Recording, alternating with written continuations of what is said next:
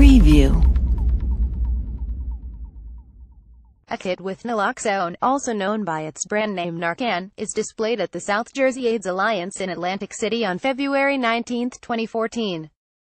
Vance App President Trump on Tuesday held a briefing on the opiate crisis with Health and Human Services Secretary Tom Price at his private New Jersey golf club. After that meeting, Secretary Price told reporters that the White House would not be making a declaration of national emergency on opioids, as Trump's hand-picked Commission on Opiates urgently recommended several weeks ago.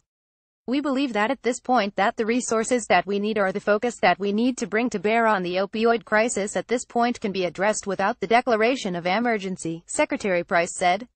Instead, Price said his department was still talking about what should be done and working on a strategy that includes making certain that we have the resources necessary for prevention and treatment and recovery. He added, however, that all options including a declaration of emergency were still on the table. The Opioid Commission, chaired by New Jersey Gov. Chris Christie, wrote that its first and most urgent recommendation was for the President to declare a national emergency under either the Public Health Service Act or the Stafford Act. Such a declaration would empower your cabinet to take bold steps and would force Congress to focus on funding and empowering the executive branch even further to deal with this loss of life, the Commission wrote. From a strictly practical standpoint, any emergency declaration would have two main effects, according to Keith Humphreys, an addiction specialist at Stanford University and frequent Wong blog contributor who worked in the Federal Office of National Drug Control Policy under President Barack Obama. First, it lets states and localities that are designated disaster zones to access money in the Federal Disaster Relief Fund, just like they could if they had a tornado or hurricane, Humphreys said.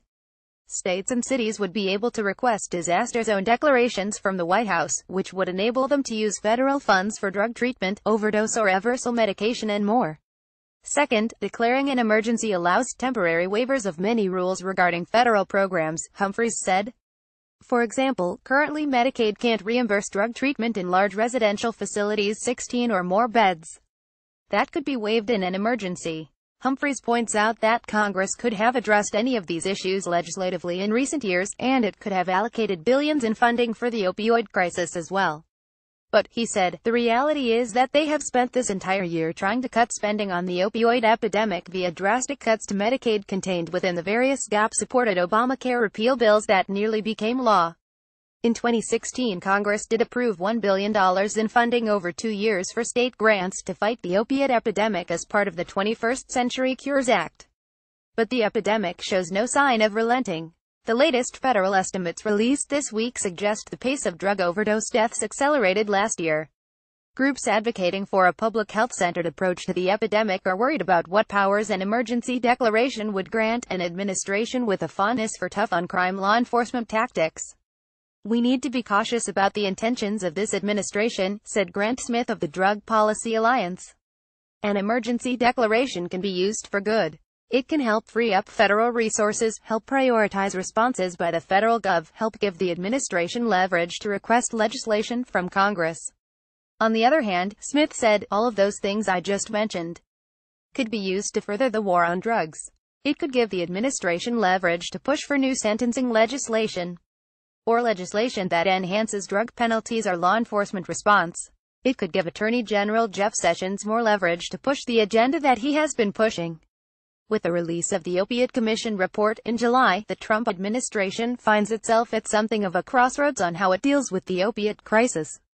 The White House could pursue the law enforcement-centric approach favored by Attorney General Jeff Sessions, involving more mandatory minimum sentencing, expanded use of asset forfeiture to target suspected criminals, and the construction of a Mexican border wall. Or, the White House could pivot to the more public health-oriented approach outlined in the Opiate Commission's recommendations, involving expanded drug treatment options and increasing the availability of anti-overdose drugs.